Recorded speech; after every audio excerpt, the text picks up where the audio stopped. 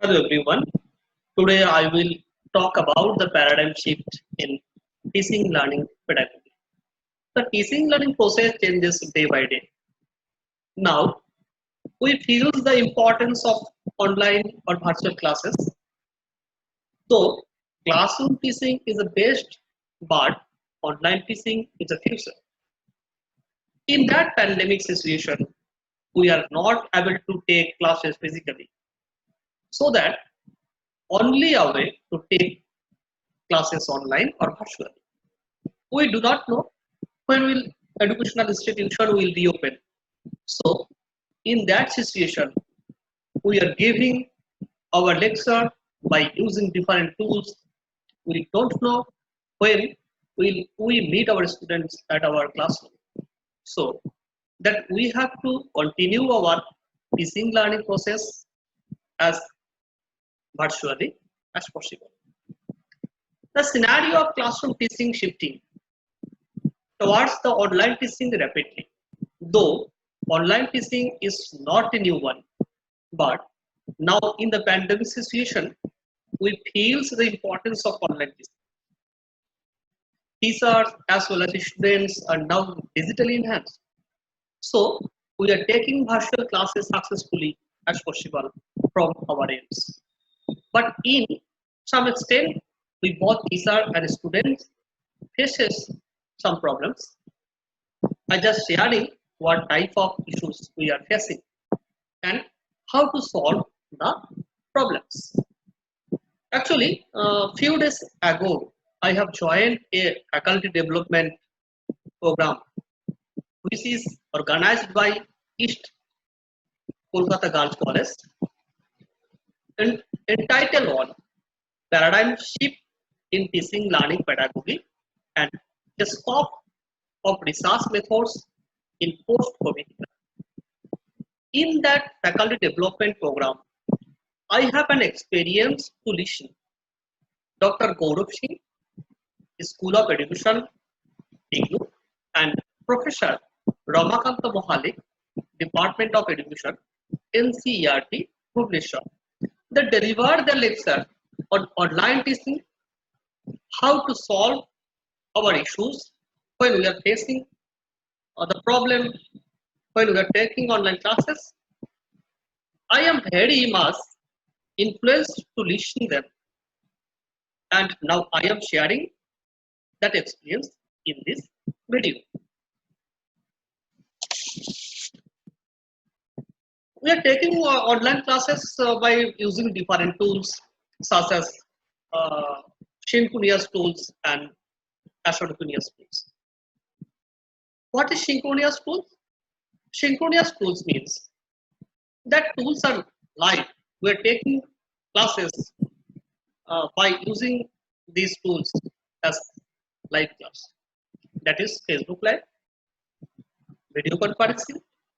There are a number of application of video conferencing now available. That is Zoom, Webex, Google Meet, so on.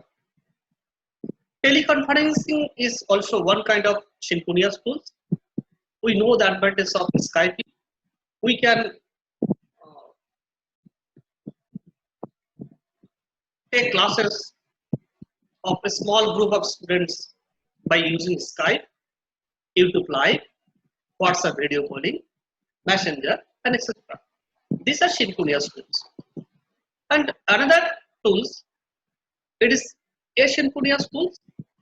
These are email, blogs, RSS feeds, online forums, podcast, wikis, newsbook, etc. Why these are asynchronous? Because these are asynchronous in the sense uh, these tools are not, we are not taking our class online. Suppose if you mailing a student, you post a mail when the student gets time, then they see your mail and after that they replies. That is why this type of tools are not live as Facebook Live, as YouTube Live. So this type of tools are called asynchronous tools. We are facing number of issues when we are taking online classes. These are as follows. First, approach to learner. We must approach our learners to go to online classes because it's our duty to approach our learners to go online class. And another is language issues. What type of language and what type of medium should I use when we are taking online classes? Then attention span. Attention span is one uh, type of issues. How long we take online classes, how much number of classes we take in a day, it's a big question. If we take 4 or 5 classes in a day, that may face them very difficult. We will not promote all students to attend 4 or 5 classes in a day because mobile data is a factor. Many students have not unlimited data pack. So this point should be kept in our mind when we are taking online classes. Another is screen presentation. When we are giving our lectures by using different video tools such as Google Meet, Webex, or Zoom, we have to sharing PowerPoint presentation or Word file or image file, which one is applicable in that lesson. If we do not, but the student will not get attention at their classes. Now, interactivity. It is another issue. How you interact with the student when you are taking virtual classes. If you only giving your lecture without asking any question to the students become passive learners. You must act like that you are taking classes as classroom teaching. If we only deliver lecture without any presentation, the class become very dull. Now, the cyber security, it is one of the issues. Teacher must choose such type of tools which is very popular tools and which has not the problem as cyber security. We know recently the Zoom has the cyber security problem. Many media express such types of news that Zoom has cyber security problem. So we should not choose that type of tools. Another is device and bandwidth. What type of tools have we choose? We have to choose such types of tools that is compatible with Android as well as desktop or laptop version, because most of the students have Android phone. So we have to choose such type of tools that is compatible with mobile as well as laptop or desktop. That is my opinion. When we are talking online classes, we should remember this point. Everyone is not camera friendly. Number two, sharing a screenshot or image, scan pages in mail is not online teaching learning. It's not online teaching learning. It's only sharing some assignment or some notes. Every learner is not comfortable in reading, watching, e-learning. The ultimate goal is to take online classes. The class, how we interact with our student and how to make the class very effective. An effective teaching must have familiar with use of various digital devices and applications, use technology appropriately for learning, teaching, assessment, and professional development, create and share e-content for related subjects, be prosumer, that is produce and consume of e-content. There are a number of exam tools are now available. That's Hot Potatoes, Kahoot, Papershala, So Creative, Google Forms. We know the Google Forms, and many of us uses Google Forms. Go Formative, Quiz, TC exam, Virtual 9, Think exam, 90. Number of exam tools are now available.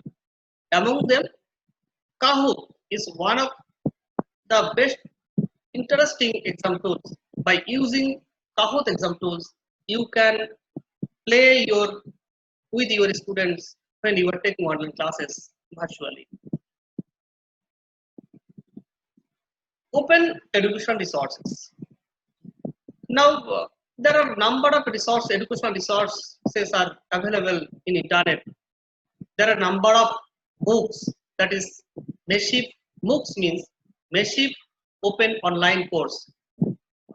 SWAM provided 1900 courses in their platform, and they telecast their Sham Prabhu, that is their telecasting broadcast. They broadcast their courses in the 32 channels.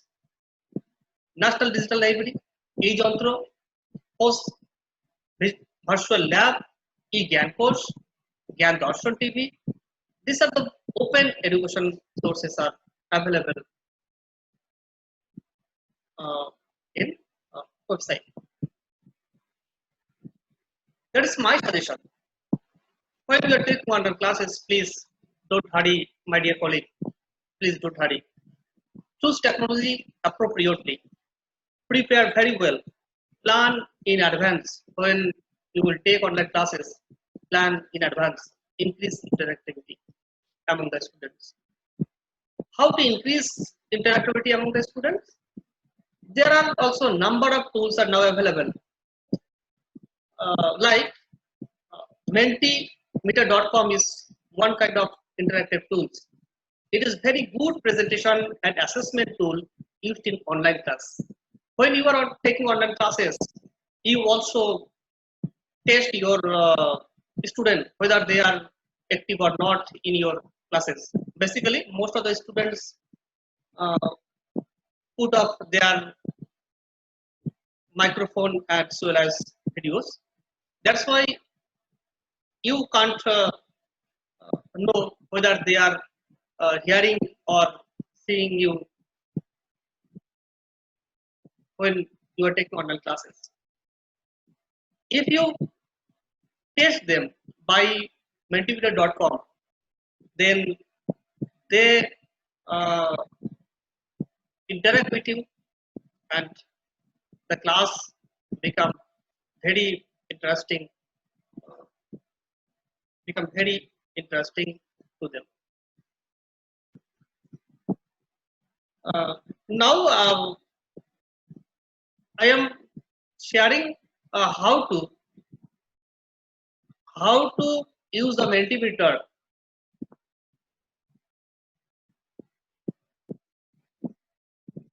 This is the Mentimeter site, Mentimeter.com.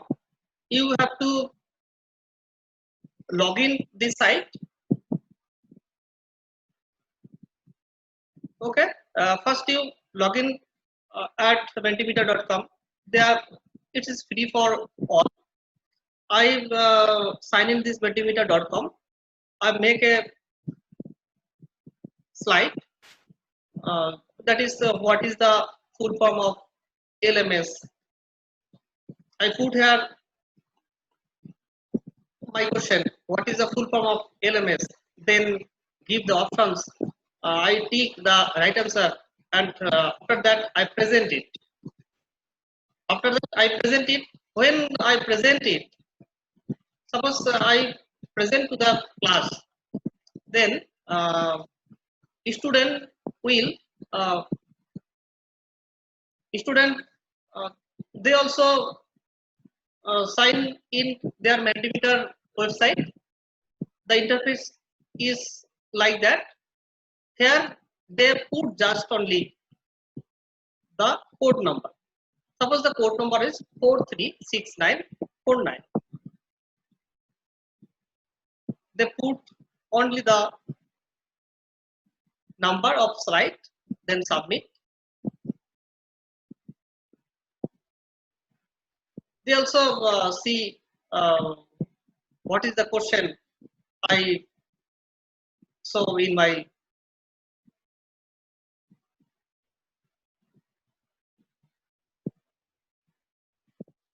slide. That is what is the full form of LMS, and they also see the question what is the full form of LMS. Now they take any of the three options. Suppose no, one student take number one options. After that we submit, he or she submit. When he or she submit, you also see how the number of students submit this question. By using these tools, you can imagine that the how number of students in your class are now active or listening your lesson. Okay, that is mentimeter.com. You can also make your module cloud.com. This is my module cloud.com page. This is there are the number of activities and number of resources there. You can using this site or modulecloud.com, you can give the assignment, you can taking online classes, you can chat your student, and you can play with quiz your student by using this website.